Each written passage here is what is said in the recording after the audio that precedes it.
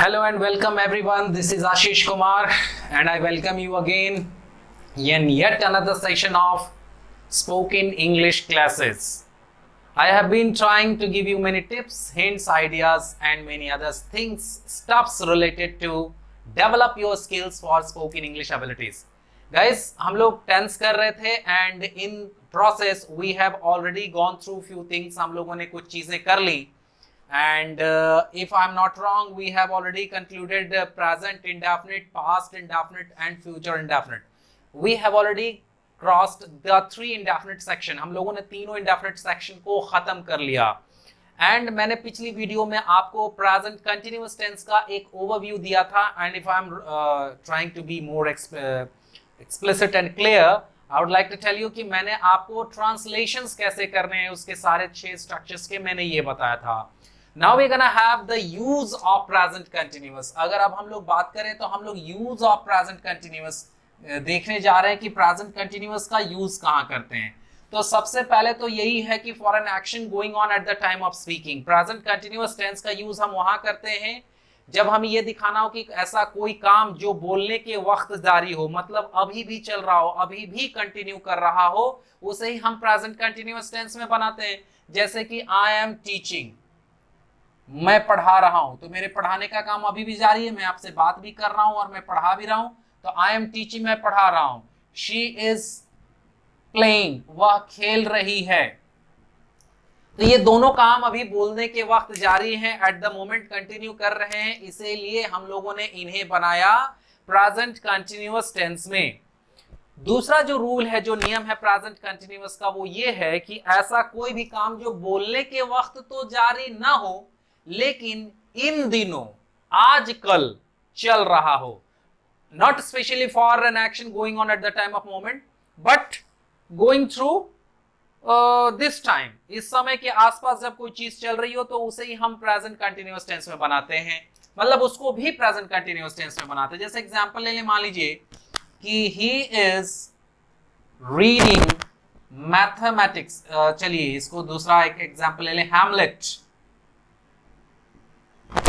These days, मतलब हुआ कि वह आजकल हैमलेट पढ़ रहा है. हैमलेट शेक्सपियर की लिखी हुई एक नॉवेल ड्रामा है और अभी नहीं पढ़ रहा है वो. इस एग्जाम्पल से मतलब ये नहीं हुआ कि इस वक्त अभी पढ़ रहा है, मतलब ये हुआ कि आजकल इन दिनों पढ़ रहा है ना.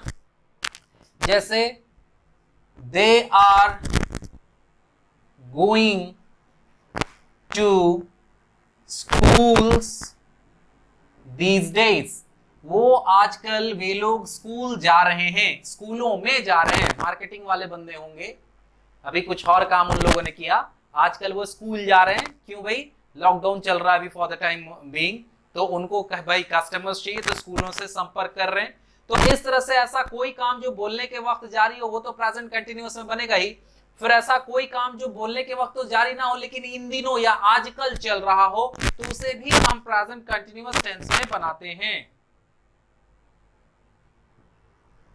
एक रूल ये भी है हमारा कि ऐसा कोई भी काम जो भविष्य में होने वाला हो और पूर्व निर्धारित हो, यानी पूर्व निर्धारित कार्यक्रम, निर्णय या योजना को बोध कराने के लिए भी हम प्रेजेंट कंटिन्यूअस टेंस का यूज करते हैं. जैसे देखिए, we are buying a car next year, तो मतलब हुआ कि हम लोग अगले साल एक कार खरीदेंगे. आप इसको और स्पेसिफिक हिंदी करें तो हिंदी हो जाएगी कि हम लोग अगले साल एक कार खरीदने जा रहे हैं. ठीक है, मान लीजिए मैंने कहा कि the chief minister is returning tomorrow, मतलब चीफ मिनिस्टर कल लौट रहे हैं. मतलब यह हुआ कि चीफ मिनिस्टर कल लौटेंगे.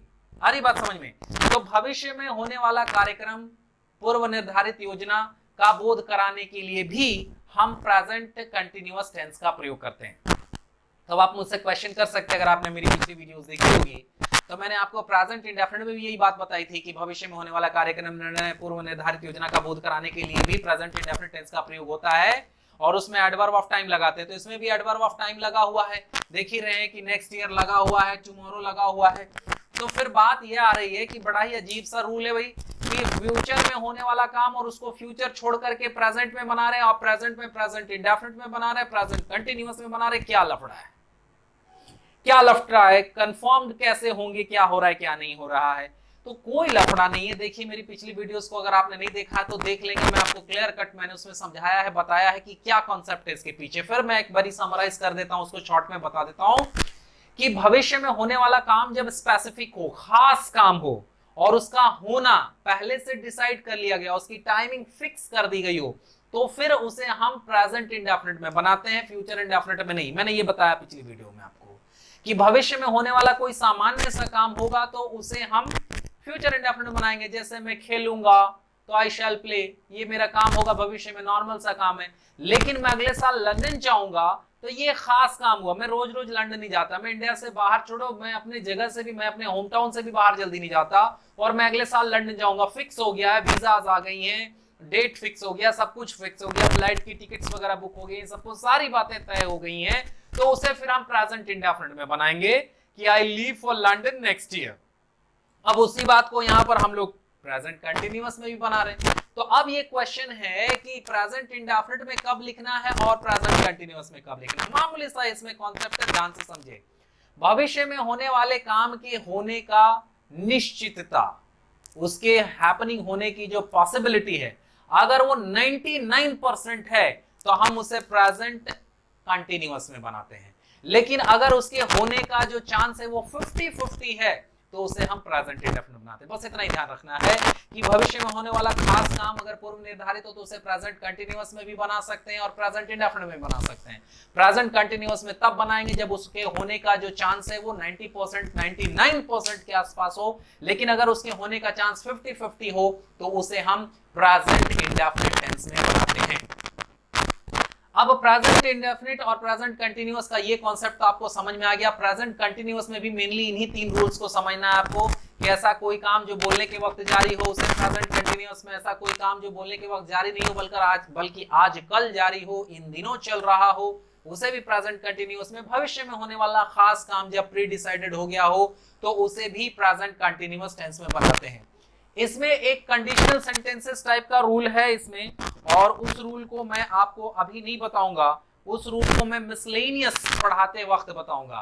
कुछ हद तक जो मैंने फ्यूचर इंडेफिनिट बताया था उस सेंस में भी हम प्रेजेंट कंटिन्यूअस का यूज कर सकते हैं। जैसे मैंने आपको याद होगा बताया था कि इरादा, संकल्प, चेतावनी, इच्छा का बोध करने के लिए भी फ्यूचर इंडेफिनिट टेंस का यूज करते हैं। उसी तरह इरादा या संभावना बतलाने के लिए हम प्रेजेंट कंटिन्यूअस टेंस का भी यूज कर सकते हैं। कैसे, देखिए, I am going to die मतलब हुआ मैं मरने जा रहा हूं। तो मरने जा रहा हूं मतलब अभी थोड़ी मरूंगा, मरने जा रहा हूं यानी फिर तो भविष्य वाली बात होगी ना। तो भविष्य में जब कोई कार्य करने का इरादा हो या किसी चीज की संभावना हो तो उसे भी हम प्रेजेंट कंटिन्यूअस टेंस में बना सकते हैं। और देखिए हिंदी में भी आप अगर ऐसा डाउट, आपको कंफ्यूजन हो रहा होगा तो हिंदी में भी समझिए ना। हम लोग कहते हैं कि कल मेरे चाचा आ रहे हैं, तो कल मेरे चाचा आ रहे हैं का मतलब ये ना होता है कि कल मेरे चाचा आएंगे, है ना। मैं तो बाहर जा रहा हूं, मैं तो पढ़ने के लिए बाहर जा रहा हूं, तो बाहर जा रहा हूं मतलब क्या, बाहर जाऊंगा, सेंस तो ये होता है। तो वही सेंस में आप उसको अच्छे से समझ लें, कोई बड़ा डिफिकल्ट कॉन्सेप्ट नहीं है, और इस तरह से यूज ऑफ प्रेजेंट कंटिन्यूअस हमारा खत्म हो गया। चलिए अब बात करते हैं पास्ट कंटिन्यूअस या पास्ट प्रोग्रेसिव या पास्ट इम्परफेक्ट टेंस की। देखिए पास्ट कंटिन्यूअस टेंस का यूज कहां करते हैं? For an action going on in past in a certain time, किसी खास वक्त पर जब कोई काम भूतकाल में कंटिन्यू कर रहा था, चल रहा था, जारी था, तो उसे बताने के लिए हम पास्ट कंटिन्यूअस टेंस का यूज करते हैं। कभी भी जैसे मान लीजिए बात कर रहे हैं हम लोग अपने लाइफ के बारे में कि यार उस साल तो मैं ये कर रहा था, मैं फलाने साल इस चीज की पढ़ाई कर रहा था, मैं फलाने साल तो ऐसा कर रहा था, वैसा कर रहा था, तो उसे ही हम पास्ट कंटिन्यूअस में बनाएंगे। जैसे देख लीजिए, मैं स्कूल जा रहा था, मतलब अभी मैं नहीं जाता, क्लियर है, मैं स्कूल जा रहा था, किसी जमाने की बात चल रही है, तो इसे ट्रांसलेट करेंगे, बनाएंगे I was going to school. क्या स्ट्रक्चर चलता है? वही तो स्ट्रक्चर बड़ा ही सिंपल सा चलता है कि subject is followed by was, were, और उसके बाद फिर जैसा कि आप देख रहे हैं V4 यानी verb plus ING followed by object. ये हो गया हमारा अफर्मेटिव स्ट्रक्चर। नेगेटिव बनाने के लिए क्या करते हैं? Subject is followed by helping verb once again, but it is along with helping verb में no not लगा देना, along with no not, so it will be wasn't and weren't। V4 and object will remain constant, will remain same, वो वैसे ही बने रहेंगे, उसमें कोई फर्क नहीं पड़ेगा। इंट्रोगेटिव के लिए we have already taught you that we need to take a helping verb before the subjects, so let's put was verb before the subject and then V4 and object will follow them, and in the end a question mark will be there। Interrogative negative करना है, contraction में अगर करना है, short and form में करना है तो इसको wasn't कर दिया जाए, ये weren't हो गया, और फिर सब्जेक्ट से सारी बातें एज इट इज रहेंगी, कोई चेंज नहीं होगा। अगर WH इंट्रोगेटिव करें तो 9 काइंड्स ऑफ WH वर्ड्स में से कोई भी एक लेकर के इसके पहले लगा देंगे। अगर आपको 9 काइंड्स WH वर्ड्स में जब भी बोलता हूं नहीं समझ में आता है तो मेरी पिछली वीडियो देखिए, उसमें बकायदे मैंने 9 काइंड्स ऑफ WH का एक दिन में एक पूरा चैप्टर पढ़ा रखा है। You will definitely get benefited if you watch that video। तो कोई भी एक ले लेते हैं, WH words plus rest of the things, was, were, subject, V4, object, question mark, everything will remain same। And in the end there is a structure called WH interrogative negative। कुछ नहीं है, बस interrogative negative के पहले आपको कोई भी एक WH words रख देना है, WH word रख देना है। तो WH wasn't और weren't, subject, V4, object, question mark. बस ये चीजें आपने करनी है। अब इसमें ध्यान देने वाली बात ये है कि मैं इसके सारे एक्सप्लेनेशंस भी दे सकता हूं। प्रोनाउंसिएशन की थोड़ी बात कर ली जाए तो इसको हमारे यहाँ जो भोजपुर जिले में होते हैं वो लोग इसको प्रोनाउंस करते हैं वाज, और इसको प्रोनाउंस करते हैं वेयर। ये कमेंट करने वाली बात नहीं, मैं आपको कमेंट नहीं कर रहा हूं, मैं ये रियलिटी है जो मैं बता रहा हूं, इसमें कोई बुरा मानने वाली बात नहीं। अगर आपको हर्ट हुआ होगा तो आप बुरा नहीं माने।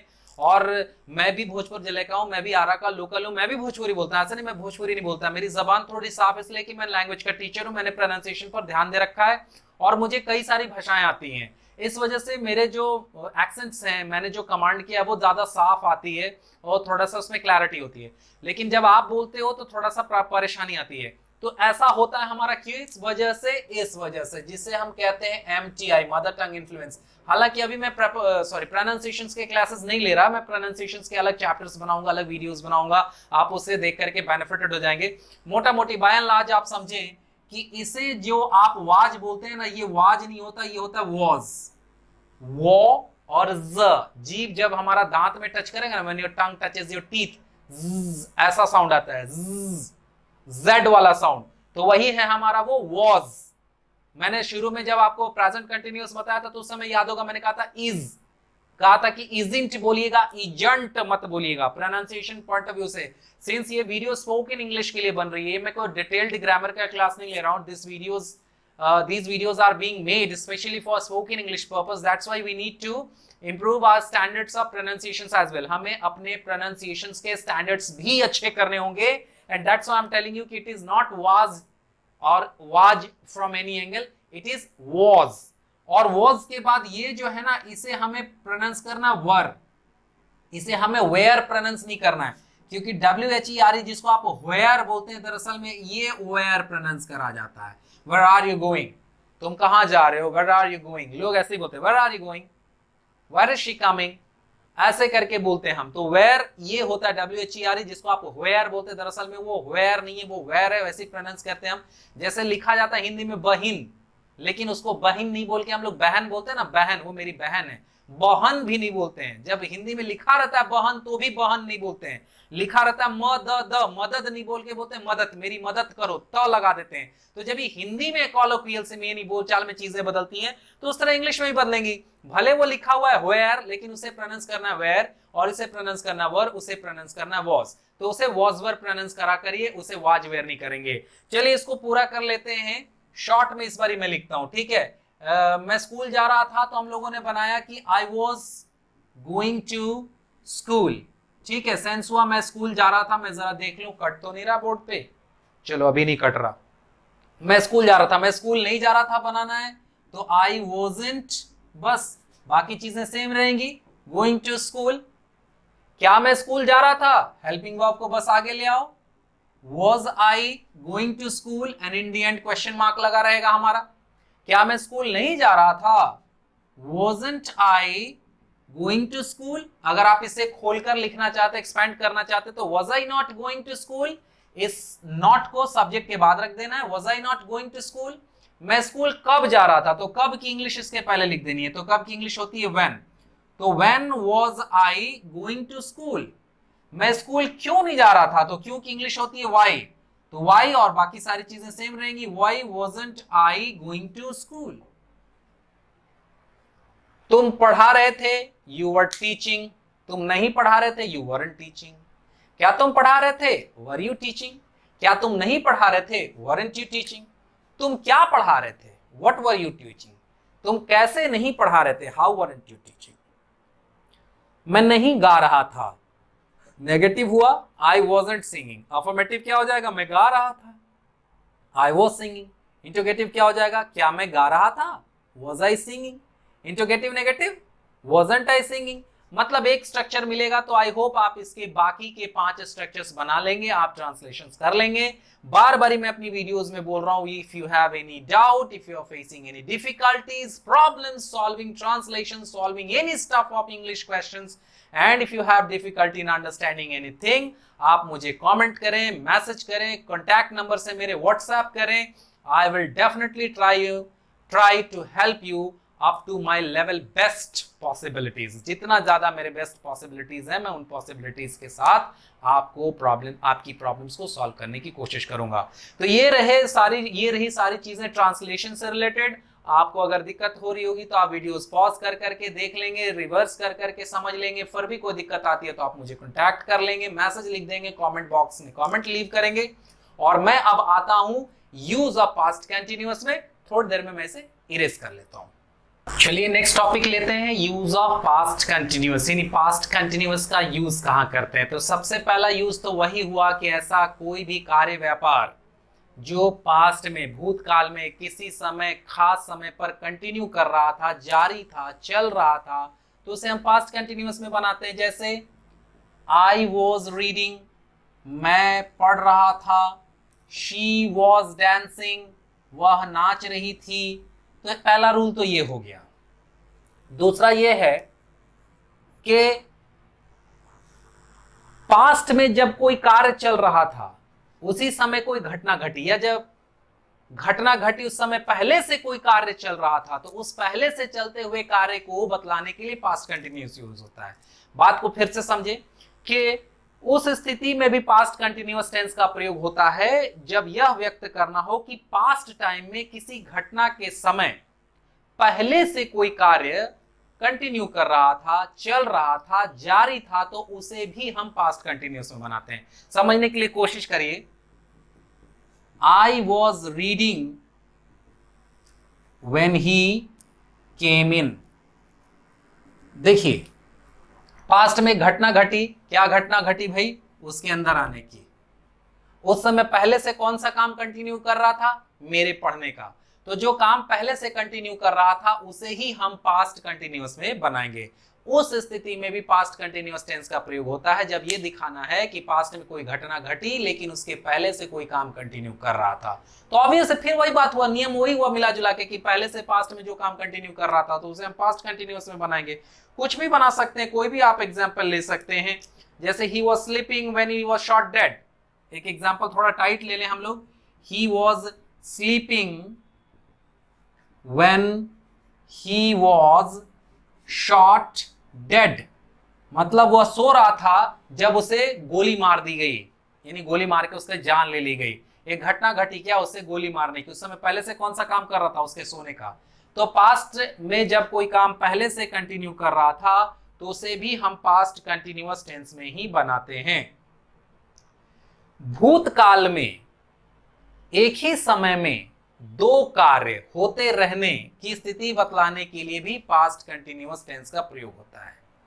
पास्ट में एक ही समय में जब दो काम एक साथ चल रहे हों तो उसे भी बतलाने के लिए हम पास्ट कंटिन्यूअस टेंस का ही प्रयोग करते हैं। जैसे while he was dancing, जब वह नाच रहा था, I was singing, मैं गा रहा था। पास्ट में एक ही समय में दोनों काम चल रहे थे। When the baby was sleeping, जब बच्चा सो रहा था, the mother was finishing her domestic work, जब बच्चा सो रहा था, मां अपने घरेलू कार्य निपटा रही थी।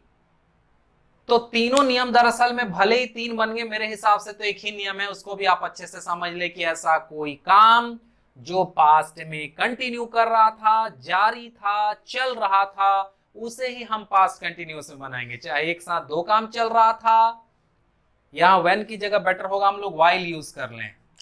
कंटिन्यूअस में व्हाइल ही यूज किया जाता है, व्हेन कंजंक्शन यूज नहीं करते, तो दोनों जगह व्हाइल लगाएंगे। तो एक साथ चाहे दो काम चल रहा हो, कोई घटना घटी उसके पहले कोई काम चल रहा हो, पास में कोई काम चल रहा हो, तो टेक्निकली सारे नियमों का एक ही निचोड़ निकला कि ऐसा कोई भी काम जो पास्ट में कंटिन्यू कर रहा था, पास्ट में चल रहा था, पास्ट में जारी था, उसे ही हम पास्ट कंटिन्यूअस टेंस में बनाते हैं, या उसे ही हम पास्ट कंटिन्यूअस टेंस में बोलते हैं, या उसे ही हम पास्ट कंटिन्यूअस टेंस में लिखते हैं। अब रुख करते हैं आखिरी कंटिन्यूअस पर, जो कि होगा फ्यूचर कंटिन्यूअस टेंस।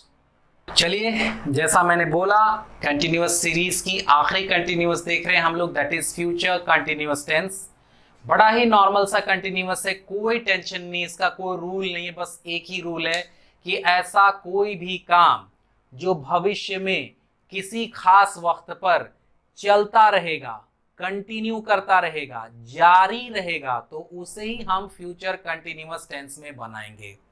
जैसे मान लीजिए आप लोगों ने अपने मित्रों से बात की या बातचीत कर रहे हैं, और उसमें बातचीत होते होते ये बात हुई कि कल सुबह 6 बजे चला जाए मॉर्निंग वॉक के लिए या रनिंग के लिए, दौड़ने चला जाए।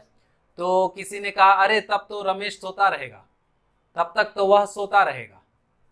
यानी 6 बजे तक उसके सोने का काम क्या करता रहेगा, कंटिन्यू करता रहेगा, जारी रहेगा, चलता रहेगा।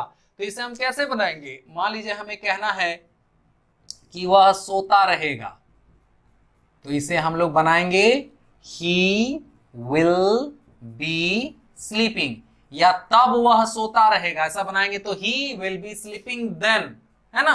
वो 10 बजे तक सोता रहेगा, तो he will be sleeping by 10 o'clock, future में बाय लगा देते हैं समय के पहले। स्ट्रक्चर्स लगभग सारे वही चल रहे हैं। सब्जेक्ट के बाद हमारा फ्यूचर होने की वजह से शैल और विल में से कोई एक आएगा। उसके बाद इसमें एक और हेल्पिंग वर्ब आ जाता है बी। V4 कंटिन्यूअस का मतलब ही है V4, वर्ब प्लस आईएनजी लगना ही लगना है, चाहे वो प्रेजेंट का कंटिन्यूअस हो, चाहे वो पास्ट का कंटिन्यूअस हो, चाहे वो फ्यूचर का कंटिन्यूअस हो, उसमें लगना ही लगना है। चेंजेस हमेशा हेल्पिंग वर्ब में ही हो रहे हैं। आपने देखा प्रेजेंट कंटिन्यूअस में is am are plus V4 था, पास्ट कंटिन्यूअस में was were प्लस V4 था, और फ्यूचर कंटिन्यूअस में shall be will be plus V4 है। ये हो गया अफर्मेटिव। नेगेटिव करने के लिए ऑलरेडी मैंने बता दिया पहले ही, हेल्पिंग वर्ब में नो नॉट लगाते हैं, तो शैल नॉट को शॉर्ट किया बन गया शांट, विल नॉट को शॉर्ट किया बन गया वोंट। शैलेंट विलेंट जैसी कोई चीज नहीं होती, मैंने ऑलरेडी बता रखा है। बाकी सारी चीजें सेम रहेंगी, बी V4 वगैरह सब सेम रहेगा। इंट्रोगेटिव करने के लिए मैंने पहले ही बताया, हेल्पिंग वर्ब को उठा के सब्जेक्ट के पहले ले आते हैं, शैल विल को पहले ले आइए, उसके बाद सब्जेक्ट रहेगा हमारा, और फिर बी से सारी बातें सेम रहेंगी। लास्ट में क्वेश्चन रहेगा, इंट्रोगेटिव नेगेटिव करना है, तो इसी के पहले आपको क्या करना है, इसमें नो नॉट लगा देना है। और ये सारी चीजें ऑलरेडी मैं पिछले 2-3 वीडियो से बता रहा हूं। आप में से अगर कोई नए इस वीडियो को देख रहे हैं तो मेरी रिक्वेस्ट है पिछली वीडियोस को देखिए, कॉन्सेप्ट क्लियर हो जाएगा। अगर आप कॉन्सेप्ट नहीं देखेंगे तो मैं इस तरह से बता दूंगा, तो हो सकता है आपको समझ में नहीं, आपको स्पीड ज्यादा लगे, चीजें आपको कॉम्प्लिकेटेड लगने लग जाएं। तो आप पिछली वीडियोस को देखें, आपको चीजें क्लियर हो जाएंगी। इसको अगर हम लोग 6 फॉर्म्स में ट्रांसलेट करें, तो मैंने पहला सेंटेंस लिखा है कि ही विल बी स्लीपिंग, वह सोता रहेगा। अब हमें बनाना है कि वह नहीं सोता रहेगा, तो क्या बनाएंगे, ही वोंट बी स्लीपिंग या he will not be sleeping. क्या वह सोता रहेगा, विल ही बी स्लीपिंग। क्या वह नहीं सोता रहेगा, वोंट ही बी स्लीपिंग या will he not be sleeping. वह कब सोता रहेगा, तो when will he B sleeping. वह क्यों नहीं सोता रहेगा, why won't he be sleeping या why he will not be sleeping, why will he not be sleeping, he will not नहीं, will he not be sleeping, ऐसा करके बनाएंगे। फिर आपको याद होगा मैंने बताया था कि भविष्य में या फ्यूचर के किसी भी सेंटेंस में अगर अवश्य या जरूर लग जाए तो हम क्या करते हैं, शैल और विल की कर लेते हैं अदला बदली। मतलब जहां शैल लगता है वहां विल लगाने लगते हैं, जहां विल लगता है वहां शैल लगाने लगते हैं। शैल किसके साथ लगता है, नॉर्मली आई और वी के साथ लगता है, और विल किसके साथ लगता है, बाकी सभी के साथ लगता है। शैल किसके साथ लगता है, तो आई और वी के साथ, और बाकी सभी के साथ लगता है हमारा विल। ये नॉर्मल सर्कमस्टेंसेस में हो गया। लेकिन जब हम फ्यूचर के सेंटेंस में अवश्य या जरूर लगाने लगते हैं तो ये इंटरचेंज कर जाते हैं, आपस में अदला बदली हो जाती है। जैसे अगर ये सेंटेंस हमारा ऐसा रहे कि वह अवश्य सोता रहेगा, तो अब इसे हम लोग बना देंगे ही शैल बी स्लीपिंग। लेकिन मैंने आपको पिछली वीडियो में यह भी बताया है कि अवश्य या जरूर के लिए मॉडर्न इंग्लिश ग्रामर में अब हम लोग यूज करते हैं मस्ट। क्यों मस्ट यूज करते हैं, क्योंकि मॉडर्न इंग्लिश ग्रामर में से शैल को ओमिट कर दिया गया है, हटा दिया गया है। तो इसको हम ऐसा भी बना सकते हैं, ही मस्ट बी स्लीपिंग। आगे बस समझ में, ही मस्ट बी स्लीपिंग। तो ट्रेडिशनल इंग्लिश ग्रामर के हिसाब से भी हम लोग चलेंगे और मॉडर्न इंग्लिश ग्रामर के हिसाब से भी चलेंगे। किसी कॉन्सेप्ट को पीछे नहीं छोड़ेंगे कि समझने में हमें असुविधा हो, परेशानी हो, क्योंकि ultimately our goal is to speak in English. And if someone is speaking in front of you and if you don't have knowledge regarding that, तो आपको चीजें समझ में नहीं आएंगी। That's why I am telling you, you need to have a clear cut focus and clear cut crystal clear sort of ideas regarding tense. बार बार मैं कह रहा हूं कि half of your spoken English is done when tense is done। मतलब आधा spoken English आपका उसी दिन हो गया जिस दिन आपका टेंस पर कमांड हो गया, टेंस पर सेंटेंसेस सेट करने आ गए। पहले तो टेंस पर सेंटेंसेस शायद आपको लिख लिख करके ट्रांसलेट करने आएंगे, but once when you have enough confidence in doing so, I'm dead sure that you'll also be taking steps further to try and practice it by your mouth। आप अपने मुंह से भी उसको बोलने की कोशिश करेंगे, और अगर आप ऐसा कर रहे हैं तो ग्रेजुअली धीरे धीरे you will definitely speak English like us and like the other people what you or whom you see। जिनको आप देखते हैं आप उनकी तरह भी इंग्लिश बोलने के लायक हो जाएंगे। Well guys, that's it for today's session। आज के सेशन के लिए मैं इतना ही रखूंगा। We have come to an end with the continuous sections and meet you with perfect section in next video। next video में हम लोग perfect section को करेंगे, followed by that perfect continuous sections आएंगे, कुछ miscellaneous वगैरह भी आएंगे। मेरा टेंस पर पूरा कमांड रहता है, मैं टेंस को पूरा पढ़ाने की कोशिश करता हूं। अगर आप इस वीडियो को ईमानदारी से देखेंगे और जो मैं आपको कह रहा हूं कि आप ट्रांसलेशंस भी बनाएं, इनसे रिलेटेड ट्रांसलेशंस भी बनाएं, ग्रामर के रूल्स भी पढ़ें जो मैं आपको बताता चल रहा हूं, ये सारी चीजें अगर आप कर रहे हैं घर पे बैठे हुए, तो विश्वास करिए आपका टेंस बहुत जल्द अच्छा हो जा रहा है। अगर उस पर कोई डाउट है, और अगर ऑलरेडी अच्छा है तो उसको मुंह से बोलना शुरू करिए। Start doing the same activity with your mouth, start making practical use of tenses and sentences, and definitely you'll get confidence। Thanks for watching, meet you in next class, have a great day guys, enjoy yourself।